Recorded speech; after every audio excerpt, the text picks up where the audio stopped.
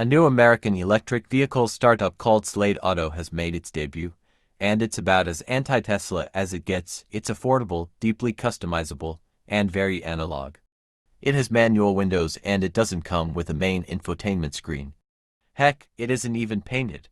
It can also transform from a two-seater pickup to a five-seater SUV. The 3-year-old startup revealed its vehicle during an event Thursday night in Long Beach, California, and promised the first trucks would be available to customers for under $20,000 with the federal EV tax credit by the end of 2026. The event comes just a few weeks since TechCrunch revealed details of SLATE Auto's plans to enter the US EV market, build its trucks in Indiana, and that the enterprise is financially backed by Amazon founder Jeff Bezos. The auto industry has been so focused on autonomy and technology in the vehicle, it's driven prices to a place that most Americans simply can't afford, Chief Commercial Officer Jeremy Snyder said during the event, which Inside EVS live-streamed. But we're here to change that. We are building the affordable vehicle that has long been promised but never been delivered, CEO Chris Barman added. SLATE isn't saying exactly how much its truck will cost. Multiple sources have told TechCrunch over the last few weeks the company has gone back and forth on the number. And so much can change between now and a late 2026 release date. The company is saying it will start under $20,000 after the federal tax credit, providing that still exists next year. Interested buyers can place a $50 refundable reservation on the company's website. The base version of SLATE's truck will squeeze 150 miles out of a 52.7 kilowatt-hours battery pack, which will power a single 150 kilowatts motor on the rear axle. For folks who get a little spooked at that number, SLATE is offering a larger battery pack that it says will have about 240 miles of range.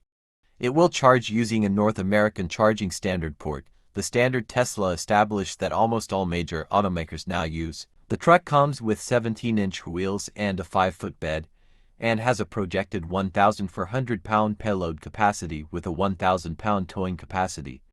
Since it's an EV, there's no engine up front. In its place there's a front trunk or frunk with 7 cubic feet of storage space, which happens to have a drain in case the owner wants to fill it with ice for that tailgate party. The SLATE EV has a wheelbase of 108.9 inches and an overall length of 174.6 inches. The Maverick has a 121.1-inch wheelbase and overall length of 199.7 inches. Everything else about the base version of the truck is awfully spare, and that's the point. SLATE is really maximizing the idea of a base model and setting customers up for paying to customize the EV to their liking. SLATE is deeply committed to the idea of customization, which sets it apart from any other EV startup or traditional automaker. The company said Thursday it will launch with more than 100 different accessories that buyers can use to personalize the truck to their liking. If that's overwhelming, SLATE has curated a number of different starter packs that interested buyers can choose from. SLATE is telling customers that they can name the car whatever they want, offering the ability to purchase an embossed wrap for the tailgate. Otherwise, the truck is just referred to as the blank slate. The road to making a successful American automotive startup is littered with failures. In the last few years, Canoo, Fisker, and Lordstown Motors have all filed for bankruptcy, and that's just to name a few.